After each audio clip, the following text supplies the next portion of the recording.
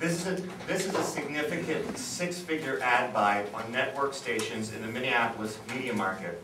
And to our knowledge, is the most significant ad buy targeting Coleman on the war this year, or perhaps on any issue. This ad targeting Norm Coleman comes on the heels of several high-profile defections Bush has suffered on his Iraq policy. Most notably, Republican Senator Richard Lugar of Indiana, Republican Senator George Voinovich of Ohio, and most recently, Republican Senator Pete Domenici of New Mexico. The ad is also timed to coincide with the Senate debate on the Defense Authorization Bill and votes on several amendments to wind down the war in Iraq. Senator Coleman has a clear choice to make.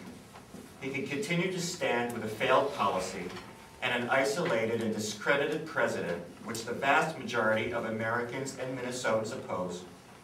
Or he can do the right thing and join his own constituents and a bipartisan majority in Congress. Hear, hear. And force a change of course in Iraq, which gets American forces out of the crosshairs of a civil war.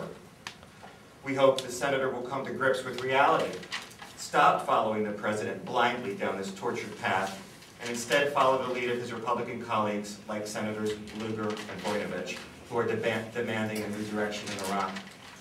The more Republican members of Congress we can convince to do the right thing, the more pressure President Bush will be under to make major concessions on his failed stay-the-course policy of open-ended, permanent war in Iraq.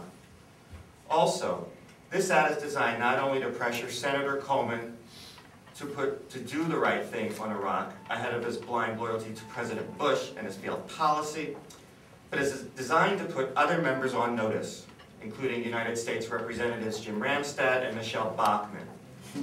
They need to do the right thing and vote to wind down the war in Iraq, or they will be subject to ads and activity like this in their own districts.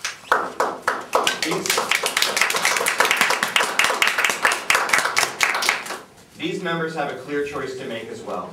Continue to stand with a failed policy and an isolated and discredited president, which the vast majority of Americans and Minnesotans oppose, or do the right thing and join their own constituents and a bipartisan majority in Congress and force a change of course in Iraq, which gets American forces out of the crosshairs of a civil war. At this time, I'd like to bring up Kevin Fahey.